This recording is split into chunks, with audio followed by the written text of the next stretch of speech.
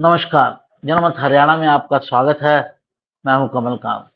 साथियों, political parties ने विधानसभा के लिए अपने प्रत्याशी चुनने का जो प्रक्रिया है, उसको शुरू कर दिया है।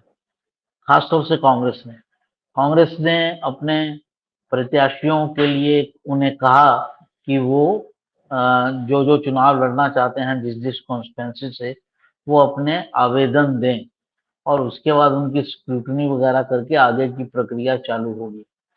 ये जो डेट रखी गई थी, ये 31 जुलाई तक रखी गई थी, लेकिन अब इसको बढ़ा दिया गया है।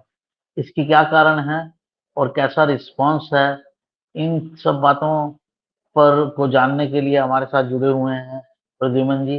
प्रद्युमन जी, आपका बहुत बहुत स्वागत है। जी धन्यवाद।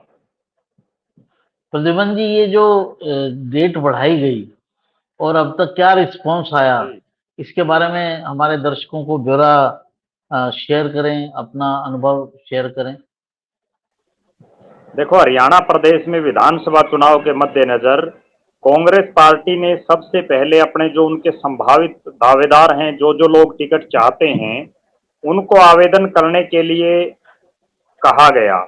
और सबसे बड़ी बात यह है कि वो आवेदन फ्री में नहीं, बल्कि जो जनरल सीटें हैं उन पर 20,000 रुपये, और जो एससी रिजर्व और जो महिलाएं जो आवेदन करेंगी उनके लिए 5,000 रुपये फीस रखी गई। इतनी भारी भरकम फीस जो ना रिफंडेबल है, उसके बावजूद प्रत्येक सीट पर बड़ी भारी तादाद में लोगों ने आवेदन किए। और आवेदन करने वालों की इतनी मारामारी रही कि आखिर के 5-6 दिन में तो हरियाणा प्रदेश कांग्रेस कमेटी का जो प्रदेश कार्यालय है, उसमें दावेदारों का तांता लगा रहा। और इतनी भारी भारी भीड़ रही कि वहां संभालना तक मुश्किल हो गया सारे सिस्टम को। उसी के मद्देनजर रखते हुए प्रदेश कांग्रेस कमेटी ने प्रदेश के प्रभारी दीपक बाबरिया जी से विचार विमर्श करके और इस डेट को आगे बढ़ा दिया है। हरियाणा प्रदेश में लोकसभा के चुनाव में 5 सीटें जीतने के बाद कांग्रेस पार्टी की एक हवा बनती जा रही है, और उसी हवा में हर आदमी बहना चाहता है।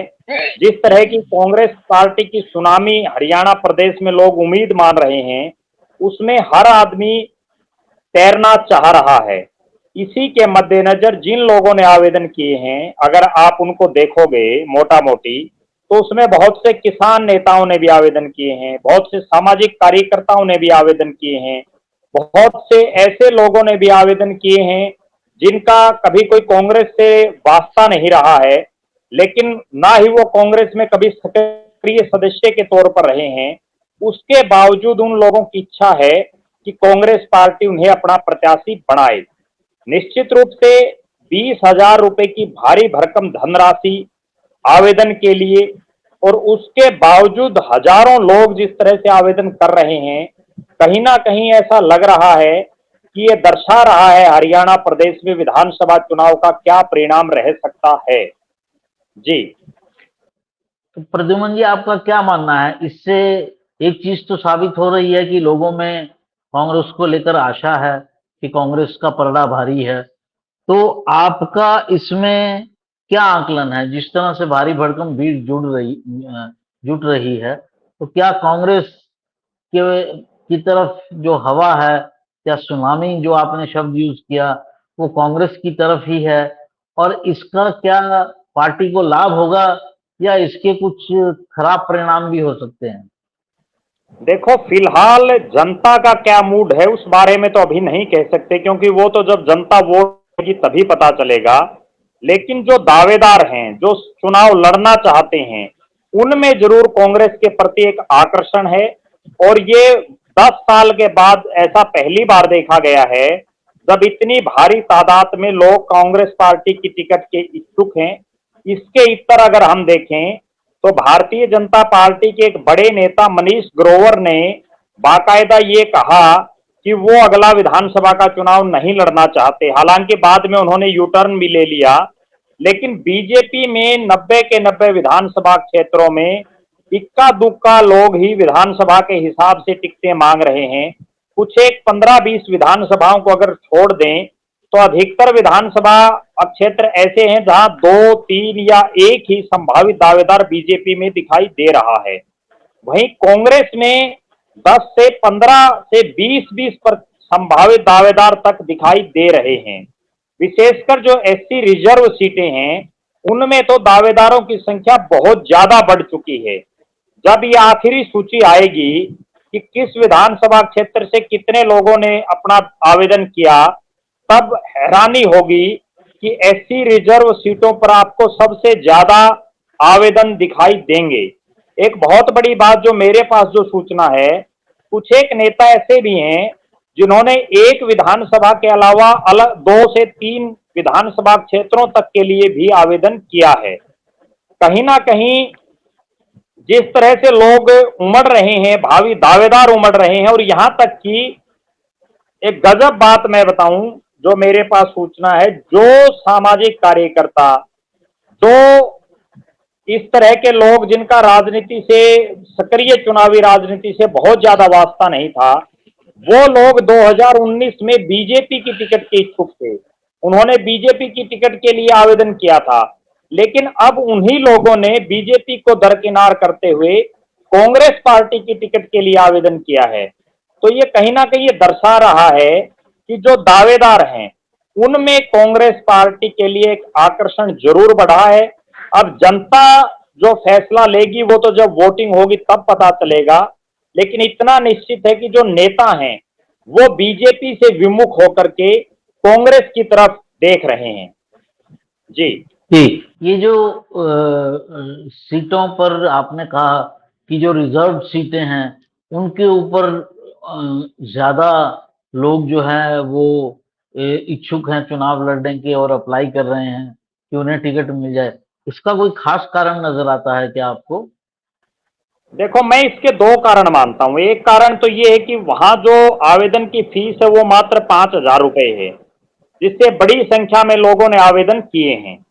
दूसरा कारण मैं ये मानता हूं कि जो एससी रिजर्व सीटें हैं हरियाणा प्रदेश की, वो तमाम 17 की 17 ग्रामीण परिवेश की सीटें हैं, जिनमें शहरों का बहुत कम दबदबा है।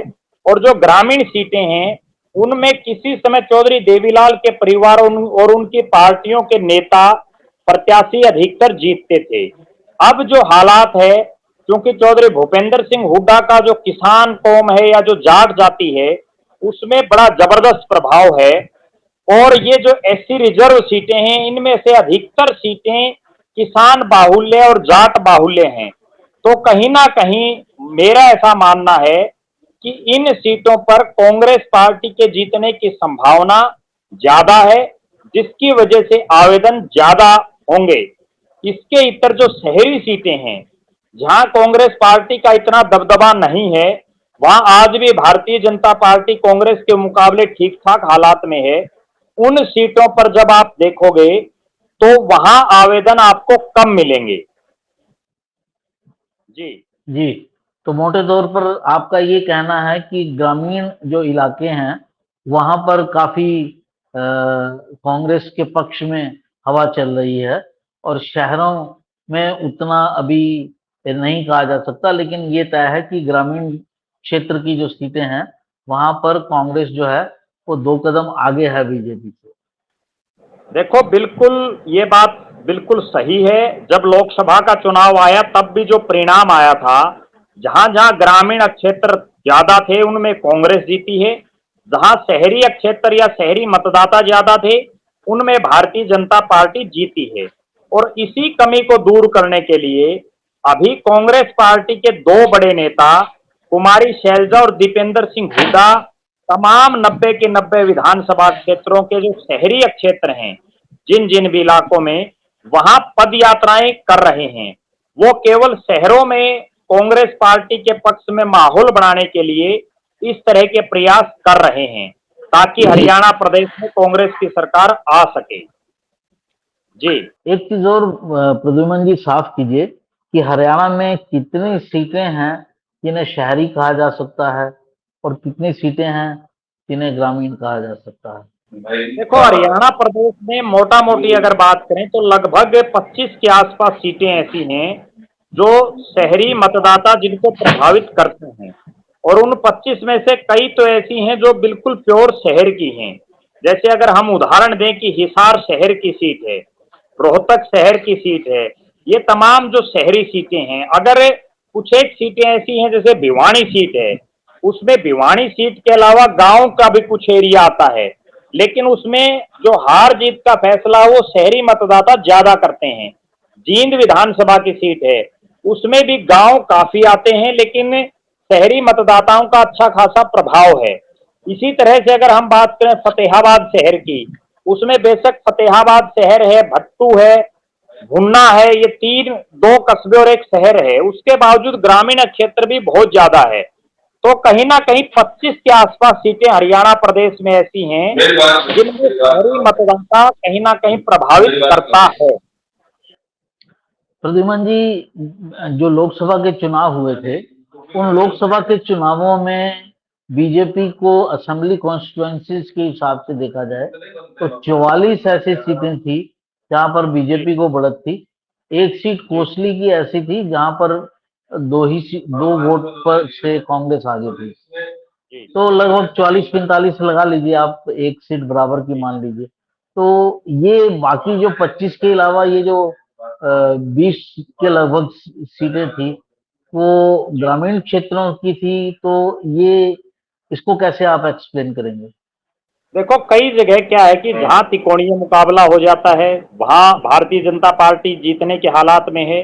दूसरी कुछ सीटें ऐसी हैं जिनको विशेषकर हम जीटी रोड बेल्ट की सीटें भी कह सकते हैं या अहिरवाल की सीटें कह सकते हैं, जिनमें बीजेपी का इन शहरी मतदाताओं के अलावा प्रभाव है। जैसे मैं एक उदाहरण दूं आपको, महेंद्रगढ़ जिले में 4 सीटें हैं टोटल, और उन चारों सीटों में महेंद्रगढ़ और नारनौल 2 बड़े शहर हैं।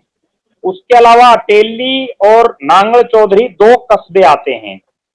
हालांकि उन सीटों को हम जो है 2 सीटों को शहरी और 2 को प्योर ग्रामीण क्षेत्र है।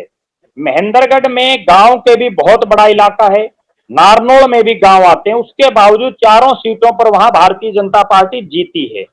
मेरा कहने का तात्पर्य यह है कि शहरी मतदाताओं के अलावा जहां जहां बीजेपी के नेताओं का प्रभाव था, क्योंकि उस इलाके में राव इंद्रजीत सिंह का अपना एक प्रभाव था, जिसकी वजह से वो गिनती 25 से 44 तक पहुंच गई।